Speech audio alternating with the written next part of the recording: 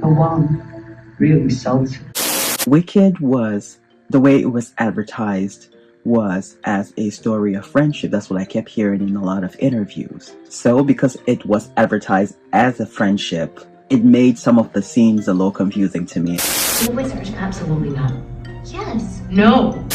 See, Glinda's problem initially, or all along, was never that she was evil, is that she... This video is due out in January, so I don't really care if you guys see where I'm going to the movies at.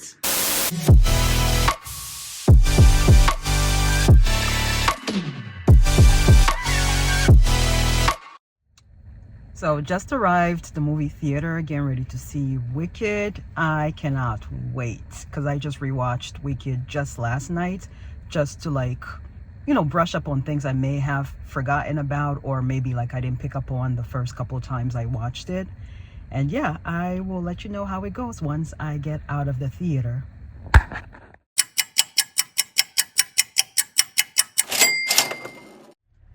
Okay, just got out of the movie and it's raining, and Alright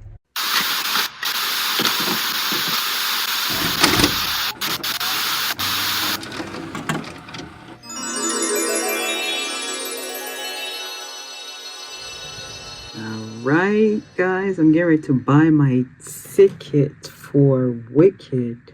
I don't like going to the movies right when the movie has come out. Let's go a couple weeks after it's come out so it's less crowded. I guess we'll do Wednesday the 10th then. Wicked for good. By the time this video comes out, I would have gone to see the movie. This video is due out in January, so I don't really care if you guys see where I'm going to the movies at. I guess we're gonna go with 12/20. So let's see what we are looking like. I like to be way back here. Way back here in the corner. All right. There's my ticket. I did the 12/21. I am so excited. Also, by the way, I vlogged going to see the first movie, Wicked, last year. If you want to check it out, I will link it down below. And we get to vlog it again for Wicked for Good. Legal business events. Book today.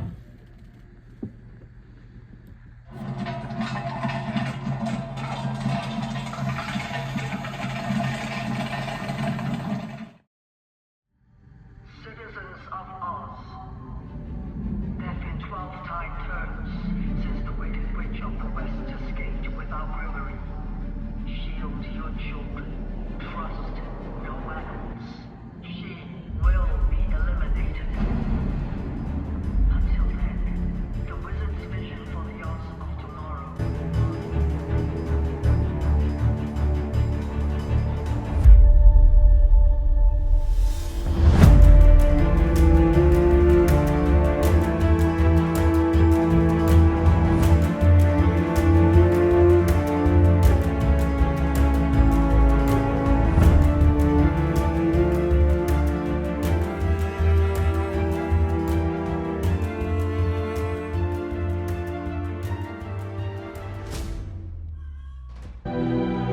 you guys, I was the only one in the movie theater. That's funny.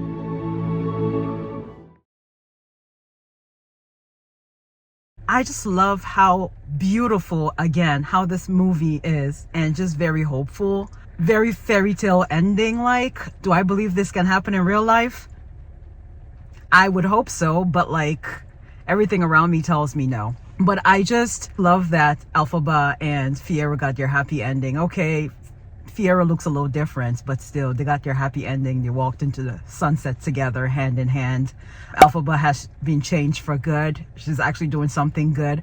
I think she realized that Madame Marble still hates her. And that's the other thing about this movie. I love the parallels from the first movie and this one. So Madame Marble still hates, I was getting ready to say Elphaba. Yeah, she does that too. But Madame Marble still hates Glinda, but she has to just put up with her because that's all she's got. The power of publicity.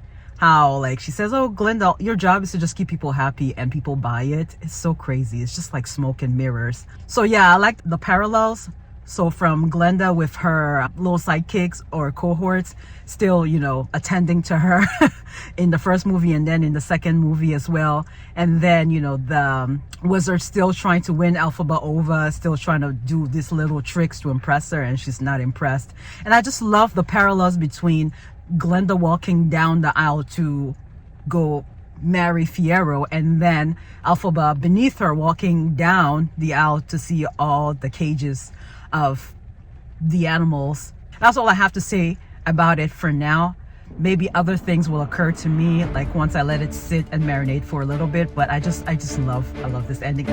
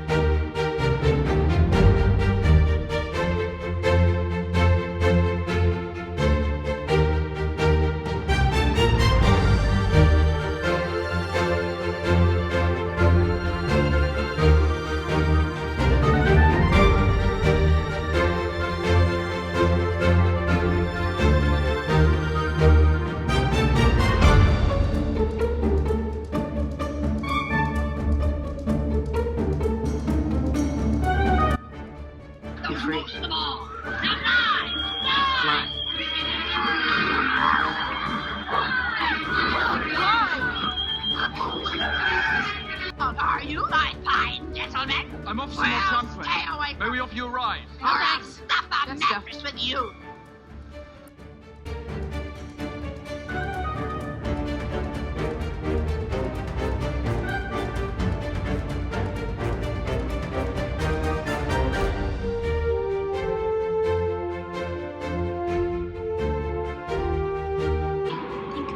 Think of what we could do together. All together.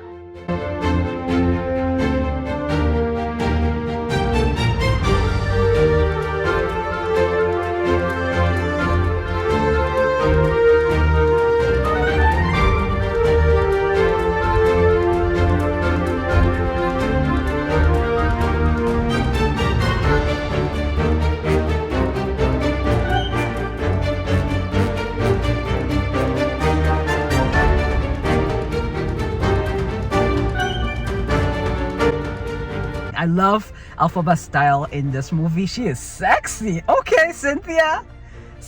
Okay, yeah, it's really nice. And I just love that she never died at the end. Yeah, everything is now making much sense now with The Wizard of Oz. Like I said previously, I always thought that movie was very strange because I didn't understand the symbolisms. Maybe I should read up on it, but I did watch a video sometime a while back. I'll see if I can find it and link it below, which explains a little bit the symbolisms of the Cowardly Lion and the Tin Man, and also, who's the other person? The Scarecrow. I don't know what I'm going to title this video. I initially was going to title it Elphaba Saved These Three, and that's the thanks she gets. The three meaning the Scarecrow, the Tin Man, and the Lion. But I mean, the Scarecrow is Fiyero, and like, he didn't do anything wrong. It's mainly the Tin Man and the Lion who are going to sell her off. But yeah, that's all I have to say about it for right now. And yeah, I'll see you in the next clip whenever something else hits. See, Glinda's problem initially, or all along, was never that she was evil. It's that she has only child syndrome. She's used to getting all the attention and being doted on, so she doesn't know any other way. And then she has rich parents, so that carries over until like she has to stop and think about other people other than herself when she meets Elphaba. So I just love that union of minds. She has everything that Elphaba has, and Elphaba has something that she wants. So she wants to be magical. She wants power. Elphaba has that. Elphaba is very sure of herself and confident, even though like she has some insecurities about her green skin. And then Elphaba wants to be popular, or well, maybe not popular, but she wants to be loved and wants friends.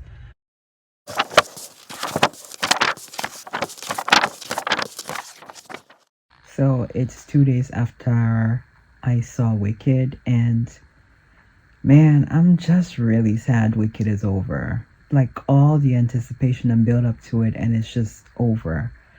The last time I felt these kinds of emotions about a movie, like all this hope and excitement, intensity, the last time I felt this, aside from Wicked, the first one from last year, was back in 2018 for Black Panther. It'll probably be another 6 to 10 years before I feel like this about another movie.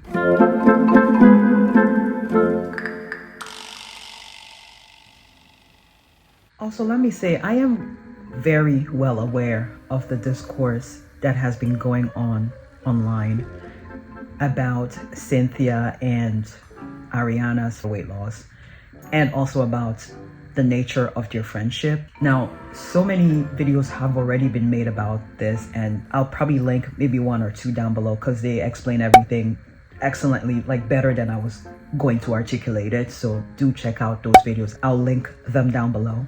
But I'm aware of those conversations, and it seems to be happening mostly online, but I choose not to really go into it. I choose just to focus on Cynthia's I am recording.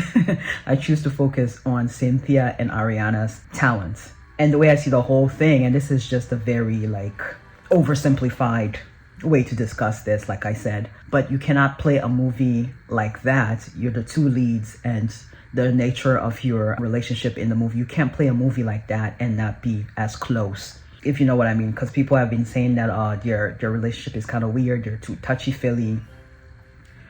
I'm a touchy-feely person. Obviously, I'm not going to do that with just anyone because some people don't like that. So I just think it's weird that people are pointing that out because maybe they're uncomfortable with people touching them. They're projecting that onto the two ladies. We don't know them, because all of this noise around Cynthia being the strong woman and being the protector and not emasculating her, but rather masculinizing her because she's bald and dark in complexion when she's the same size as Ariana, is just really tired at this point. And I hope that Cynthia finally gets that EGOT.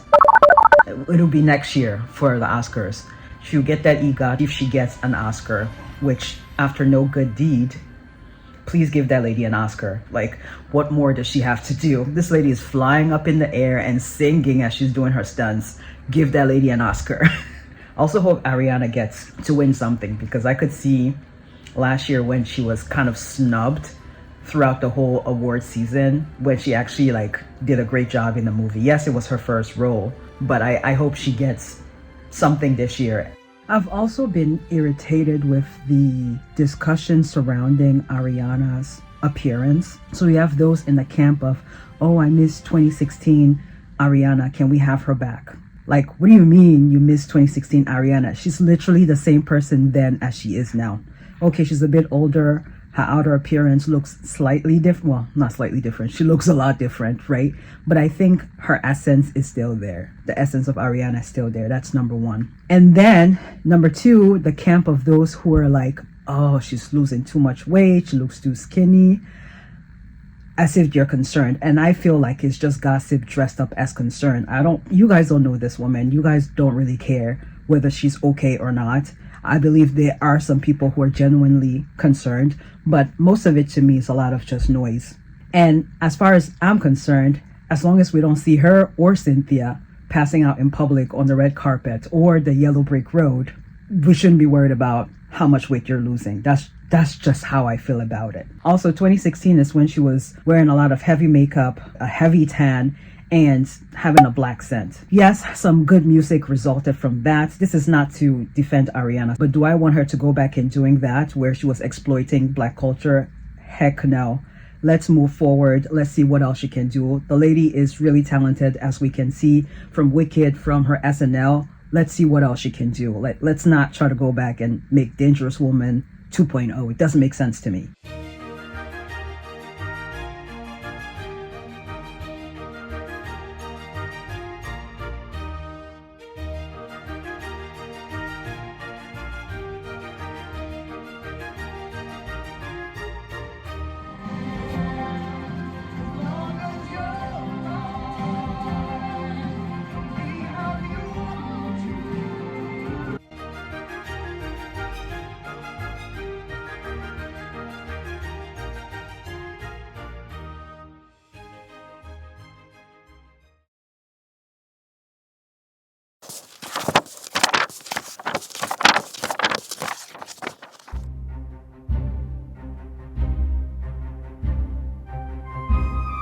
It's now been about a month since I saw Wicked. Today is January 7th. I saw it on December 10th. And also I had rewatched the first movie because I have it here. I wanted to rewatch the second movie because it's now on digital, but it's too expensive. So I'm gonna just have to wait until it's a little cheaper. I saw it was like $36.99, which I'm gonna have to wait.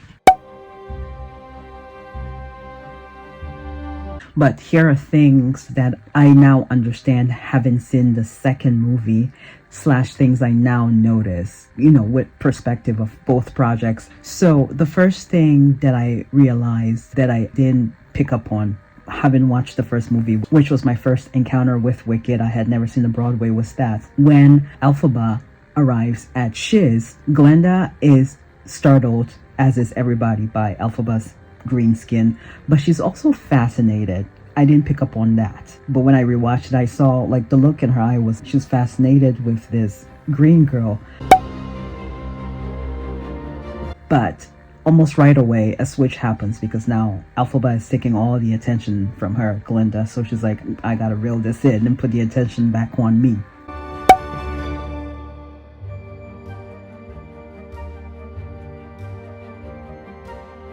And I now understand that she was insecure because she wanted to be magical, and Elphaba has that. And then for Elphaba wants to be loved. She wants to have friends, and Glinda has that. So they each have something that they each want, which is why they ended up clicking so well, even though they hated each other initially.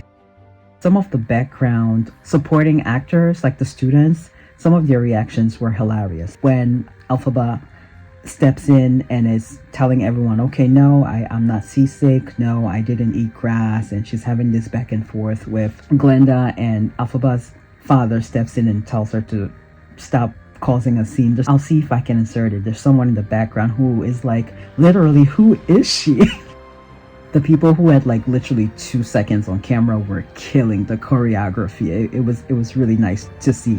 What else did I notice? The nuances. Okay, there's this scene in Dr. Dillman's classroom where Dr. Dillman is having trouble pronouncing Glinda's name, and Glinda is like having a fit about it. And Elphaba says something to the likes of, well, some of us are different. And then Glinda responds by saying, I can see the artichoke has steamed, and everyone laughs.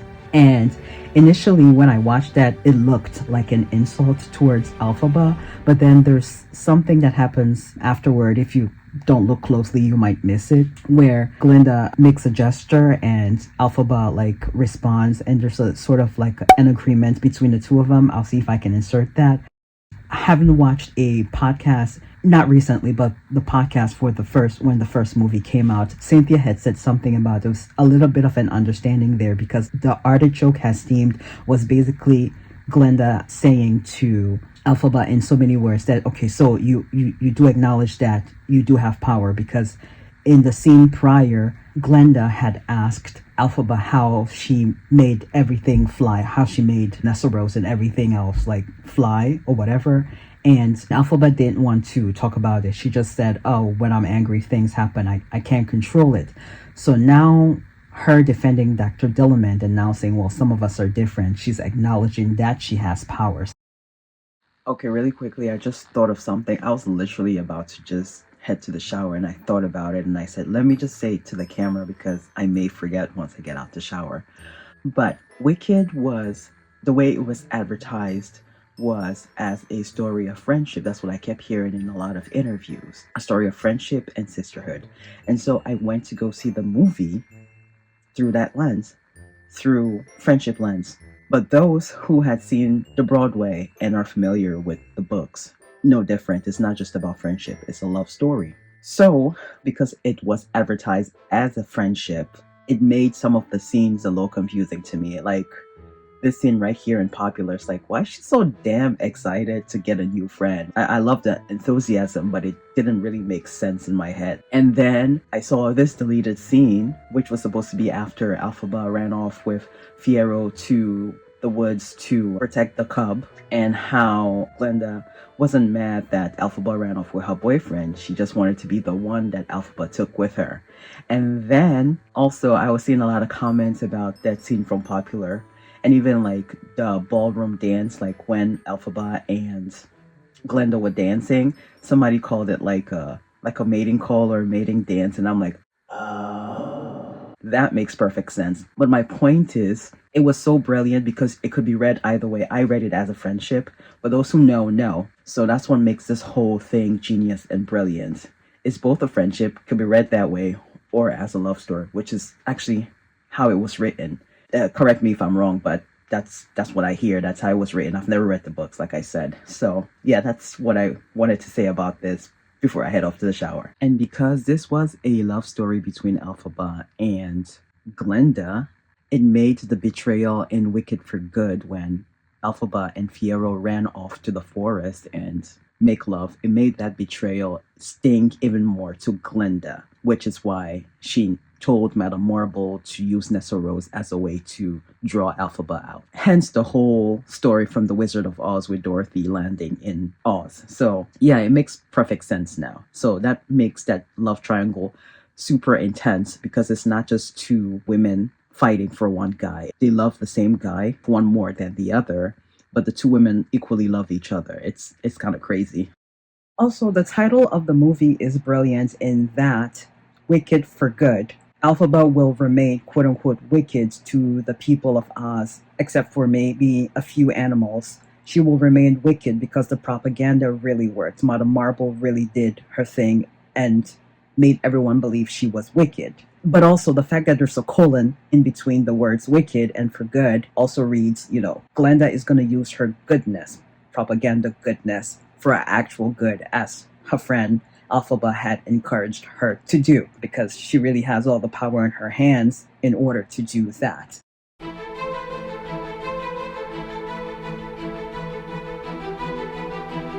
So, to put a conclusion to this, is it sad that Glinda will never know that her friend is still alive?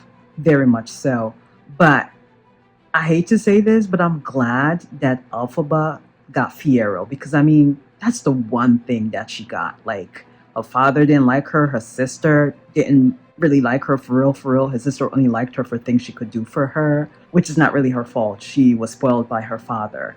And so, I'm just glad that Fiyero and Elphaba ended up together. Is it sad for Glinda? Yes.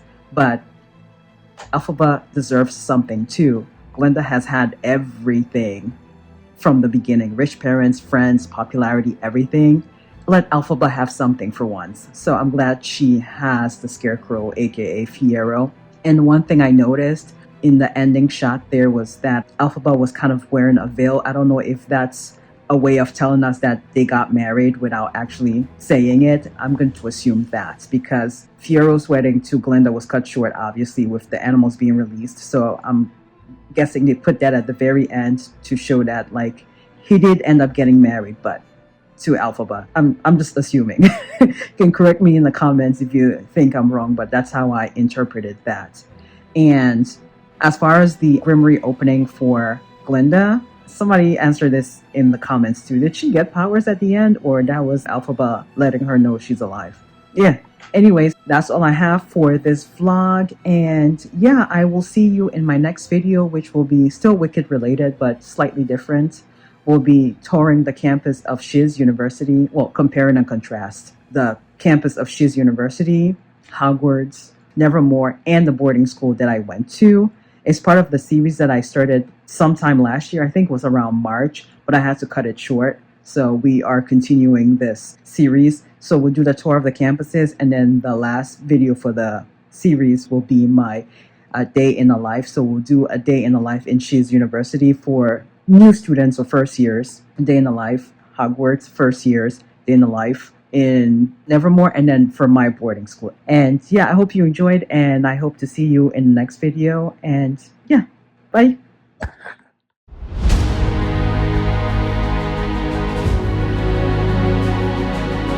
So these are my two options, except this is way too early for me. I just wish there would have been something at 10 or 11. I know I'm being a little bit of a brat right now, but 10 or 11 would have been ideal. But also, I'm going to be rewatching Wicked. As you can see, I purchased it. So I almost bought the double feature ticket for November 20th, where they're gonna show, like, where they show Wicked from last year and then they go into Wicked for Good. And I was like, yeah, $30 when I have the movie that I paid the same amount for? Yeah, don't do that. So I just, as you saw from the last clip, bought just a ticket for Wicked for Good, and I'm gonna rewatch this one. These are the only two movies that I bought on iTunes.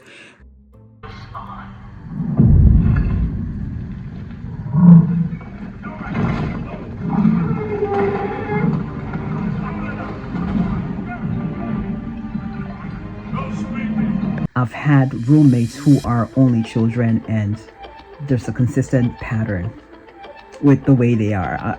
That's just an observation. It's not an insult.